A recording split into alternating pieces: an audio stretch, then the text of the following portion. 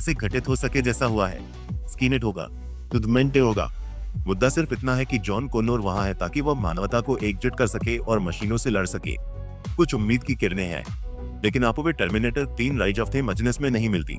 जरूर judgement day की शुरुआती तारीख आकर चली गई है बिना दुनिया के राख में बदलने के, लेकिन जॉन कॉनोर एकांतवासी की तरह रह रहा है, कैंसर से अपनी मां की मौत के बाद मशीनों से छुपते हुए एक ऑफ द ग्रिड घर में। असल में जॉन धीरे धीरे अपनी मानसिक स्थिति खो रहा है जजमेंट डे का इंतजार करते करते।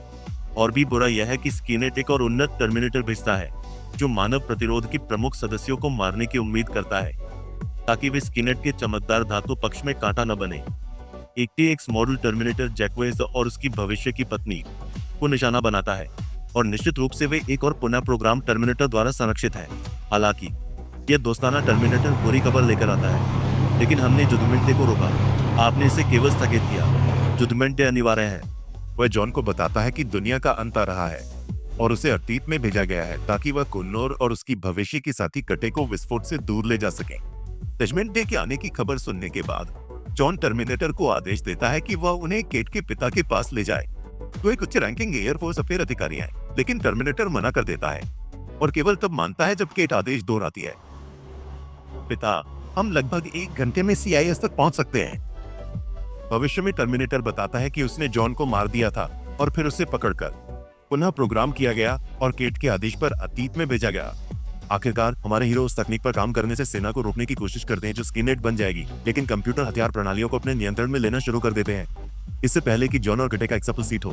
दुर्भाग्यवश कटे के पिता की मौत हो जाती है जबकि एक उनके लैब में हथियार प्रणाली को सक्रिय कर देता है, लेकिन मरने से पहले वह स्कीनेट के कोर का स्थान बता देते हैं। जॉन और उनकी टीम फिर स्काईनेट को नष्ट करने की उम्मीद में क्रिस्टल पीक कोलोराडो की ओर बढ़ते हैं।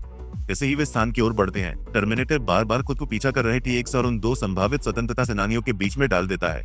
लेकिन जब वे आखिरकार क्रिस्टल पीक पहुंचते हैं तो उन्हें एहसास होता है कि यह सब व्यर्थ था। साइक के पिता उन्हें स्कीनेट को नष्ट करने का तरीका नहीं बता रहे थे। उन्हें पता था कि जजमेंट डे आने वाला है और वे चाहते थे कि वे बच जाएं। आखिरकार स्कीनेट मानवता पर हमला करता है, परमाणु बम छोड़ता है और अरबों लोगों की हत्या करता है। शेल्टर में जॉन एक रेडियो का कमान संभालता है और उस प्रतिरोध नेता बनने की तैयारी करता है जो वह बनने के लिए बना था। सराह कॉनोर क्रॉनिकल्स पहली बड़ी विचलन है जो हम मूल तरह से देखते हैं, जो एक दशक की वैकल्पिक समय रेखाओं और पुनः कल्पनाओं के लिए स्वर सेट करती है। ये 2008 की सीरीज T3 की घटना को छोड़ती है और जॉन और सारा कॉनर का अनुसरण करती है क्योंकि वे टर्मिनेटर 2 जजमेंट डे के तुरंत बाद द्वंद्वयुद्ध विरोधियों से छिपने की कोशिश कर रहे हैं। इंजीनियर माइल्स तीसो की मौत के लिए जॉन और सराह को जिम्मेदार माना जाता है, इसलिए वे FBI द्वारा पकड़े जाने के डर में जीते हैं। उसी समय वे पूरी तरह से जानते हैं कि स्कीनेट और अधिक टर्मिनेटर्स को वापस भेज सकता है ताकि वे पहले 2 फिल्मों में जो काम पूरा नहीं कर पाए थे उसे पूरा कर सके। वास्तव में उन खलनायक रोबोट्स में से एक अंततः दिखाई देता है। इस समय एक सुरक्षात्मक टर्मिनेटर जिसका नाम कमरो है जॉन के स्कूल में किसी भी हमले को रोकने के लिए आता है। और आखिरकार हमारे हीरो सीखते हैं कि अगर उन्हें जजमेंट डे को रोकना है तो उन्हें 1999 से 2007 तक समय यात्रा करनी होगी। तुमने क्या किया? तुम स्कीनेट को ढूंढना चाहते हो, तुम इसे खेलना बंद करना चाहते हो। यही तरीका है। द सारा कॉनर क्रॉनिकल्स पहली टर्मिनेटर पेशकश है जो पूर्व निर्धारण और कारणता लूप्स के विचारों से काफी हद तक भटकती है। जब सरा और जॉन अंततः सीरीज में समय यात्रा करते हैं तो उन्हें अपने और अपने गंतव्य के बीच के वर्षों में अपने पुराने संस्करण नहीं मिलते। वे मौजूद नहीं थे। जब जॉन कॉनोर सीरीज को बंद करते हुए भविष्य में बहुत आगे कूदता है ताकि जीवित रह सके, तो उसे पता चलता है कि मशीनों के साथ युद्ध जारी है और मानव प्रतिरोध उसके बिना ही बन चुका है। मूल टर्मिनेटर त्रयी गंभीर है, लेकिन यह लगभग एक परिपूर्ण बंद लूप है। सब कुछ होना ही था क्योंकि यह भविष्य में पहले ही हो चुका है। ये सब भले ही सर्वनाश और दांत और नाखून की लड़ाइयों और सुपर पावर वाली हत्या मशीनों के एक अंधकारमय भविष्य की ओर ले जाए, लेकिन ये सब होना जरूरी था ताकि जॉन कॉनोर का निर्माण हो सके। फिर भी जॉन कॉनोर के योद्धाओं का विचार हॉलीवुड के लिए बहुत अच्छा था। थोड़े और हम टर्मिनेटर ब्रह्मांड में टर्मिनेटर साल्वेशन के साथ लौटते हैं। हम मशीन नहीं हैं, और अगर हम मशीनों की तरह व्यवहार करते हैं तो फिर जीतने का क्या मतलब रह जाता है? इस खास कहानी में हम एक युद्ध में तपे हुए जॉन कॉनोर से मिलते हैं जो इसके व्हाइट डे के खिलाफ एक सफल छापेमारी का नेतृत्व करते हैं। हालांकि फिल्म का मुख्य उद्देश्य गुरिल्ला सैनिकों को बड़ी बुरी मशीनों के खिलाफ कुछ शानदार करते हुए दिखाना है। साल्वेशन हमें T-800 के निर्माण की एक झलक देता है।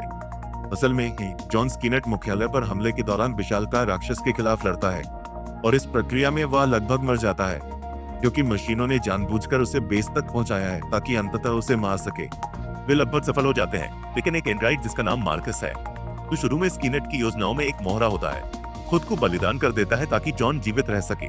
टर्मिनेटर की टाइमलाइन सच में साल्वेशन के बाद पटरी से उतर जाती है 2015 की टर्मिनेटर जेनेसिस की वजह से। इस फिल्म ने फ्रेंचाइज की समय रेखा और स्वीकृत अंग्रेजी वर्तनी से साहसिक तरीके से हटकर मूल श्रृंखला को पहले फिल्म की घटनाओं के साथ खेलकर फिर से शुरू किया है। जेनेसिस में काइल रीसे को उनके कमांडर जॉन कॉनोर द्वारा भविष्य से वापस भेजा जाता है, लेकिन जब वह 1984 में आते हैं तो पाते हैं कि यह 84 से काफी बदल गया है, जिसे सभी प्रशंसक जानते हैं। इस टाइमलाइन में सारा कॉनोर को बचपन से एक रिप्रोग्राम टर्मिनेटर द्वारा पाला गया है।